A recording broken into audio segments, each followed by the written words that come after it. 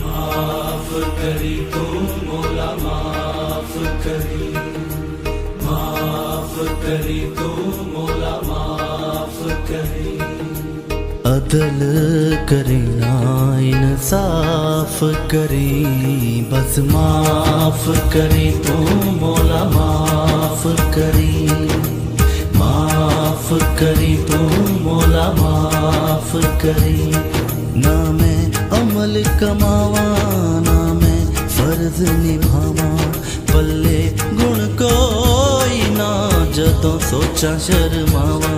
तेरी जान उचेरी ते मैं मिट्टियां दी तेरी सुन अर्ज तू मेरी मौला माफ करी तू मौला माफ करी तू मौला अदल करी ना इंसाफ करी, बस माफ करी तू मौला माफ करी तू मौला अदल करी ना इंसाफ करी, बस माफ करी।